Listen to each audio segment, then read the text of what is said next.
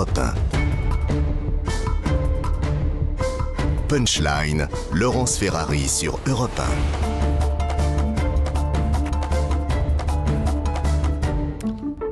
De retour sur le plateau de Punchline sur CNews et sur Europe 1 avec Vincent Hervouet, avec Gilles Montré, essayiste, auteur de Démocratie, rendons le vote aux citoyens aux éditions Odile Jacob, Maître Goldnadel, Christian Proto. On va s'intéresser à l'armée française parce qu'évidemment le conflit en Ukraine nous oblige à regarder ce qui se passe dans les rangs de nos armées. Combien d'hommes, de chars, de bateaux, de munitions? On fait le point avec Reda Emrabi et on en débat ensuite.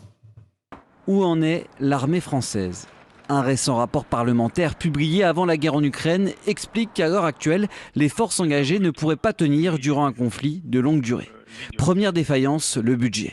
Le rapport préconise un gros effort financier supplémentaire, renflouer les caisses de l'armée en y apportant 40 à 60 milliards d'euros sur 12 ans.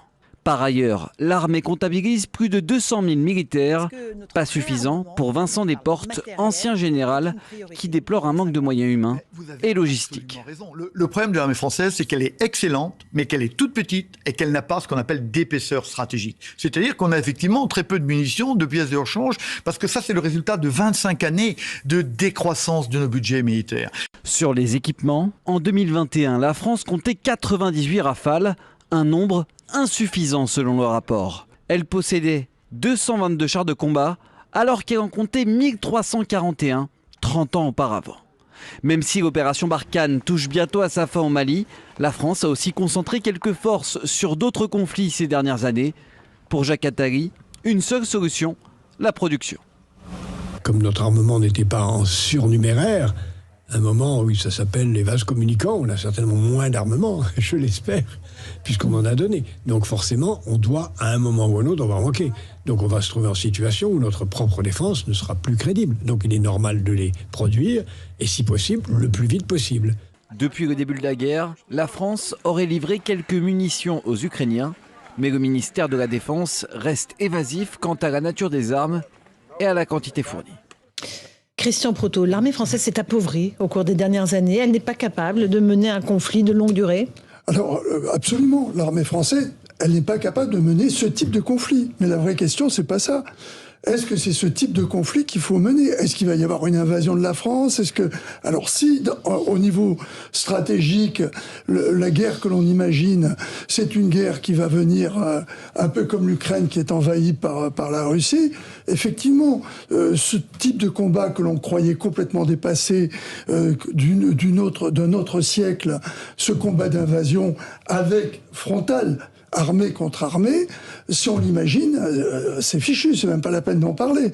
On n'a pas la puissance qu'il faudrait. Donc c'est de la technologie qu'il nous faut. Voilà, maintenant c'est de définir ce que l'on voudrait faire avec cette armée, dans quelles circonstances on doit pouvoir intervenir et comment. On l'a fait avec la dissuasion, qui était une manière de ne pas intervenir. Et de ce fait-là, on a considéré que l'armée traditionnelle telle qu'on l'a imaginée, on a voulu l'imaginer après la fin de la Seconde Guerre mondiale, ne devait plus exister parce qu'elle était lourde en matériel, lourde en moyens humains, et qu'en plus, elle ne correspondait pas au type de conflit que l'on pouvait rencontrer. Si demain, on doit rencontrer un conflit, il sera technologique.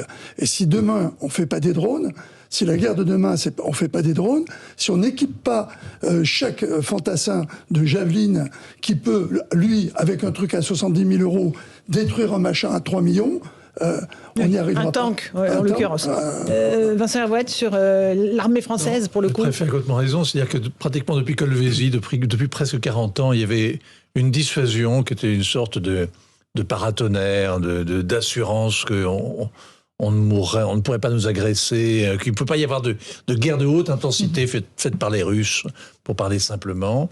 Et puis il y avait finalement une sorte de corps expéditionnaire pour mener des opérations de police dans les pays du Sud, donc avec les anciennes troupes coloniales, les marsouins, les régiments d'infanterie de marine et la Légion, plus les troupes de choc, pour faire toutes sortes de guerres. On en a fait je ne sais pas combien, plusieurs dizaines depuis 1978, depuis Colvézi.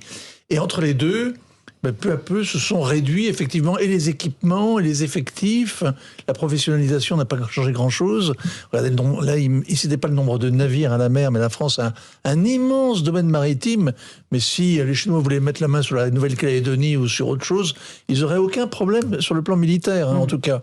Donc, il y a vraiment un effort considérable à faire pour avoir un outil de défense, parce que les invocations à l'Europe de la défense ne suffisent plus. Et quand les Allemands mettent 100 milliards sur la table, tout de suite, pour se doter d'un équipement plus moderne, nous, évidemment, à l'état-major, ils sont sidérés, ils sont envieux, ils sont écœurés. Ils se disent, si les Allemands nous piquent ça aussi, alors on ne pourra même pas être mercenaires de l'Union européenne. Absolument. Gilles Montré, sur l'armement français. Non, évidemment, tout à fait d'accord avec tout ce qui vient d'être dit. Moi, ce qui me frappe, c'est à quel point, comment est-ce qu'on décide collectivement sur ces sujets ? Comment est-ce que, par rapport à ce constat qui est partagé par tout le monde, comment est-ce qu'on réfléchit à mettre notre armée au niveau par rapport à quel type de menace, quel type du coup de guerre on souhaitait mener. La défense est complètement absente de la campagne présidentielle. Il y a un ou deux candidats qui ont fait des propositions, mais ça n'a été repris par personne, ni médiatiquement, ni politiquement. Bon.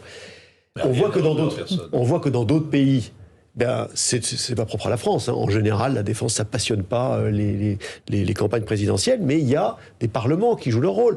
Aux États-Unis, les questions de défense sont suivies de manière très serrée par le Congrès. Lorsque l'administration américaine fait un choix de défense, là très récemment, les Américains ont décidé de ne pas faire un test sur un missile pour ne pas mettre de l'huile sur le feu par rapport au conflit en Ukraine. Immédiatement, le président de la commission de défense du Sénat a dit « Mais qu'est-ce que c'est que cette histoire ? Est-ce que ça va nous mettre en retard ?»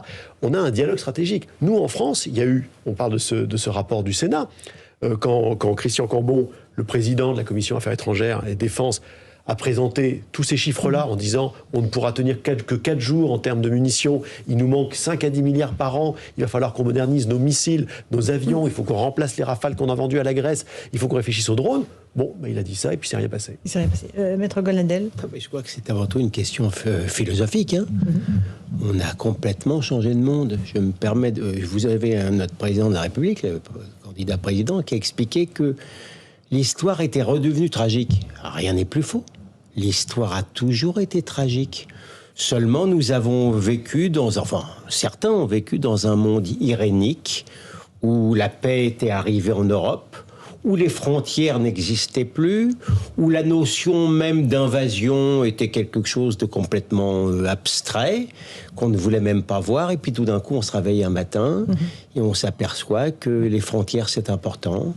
Et que les armées, que les États souverains, c'est important. Donc tout est à refaire parce que... Alors je ne dis pas du tout que c'est de la faute du président actuel. Enfin, on ne peut pas dire que lorsqu'il est arrivé au pouvoir, il était obsédé par la question de la défense. Je crois que monsieur le général Pierre de Villiers s'en souvient quand même un peu. Donc mais... Il a été limogé, parce qu'il protestait contre la baisse du budget de la défense. Il s'attendait à autre chose, parce qu'il était un militaire qui est assez soucieux. Bon, donc voilà, mais maintenant, c'est un problème général de philosophie.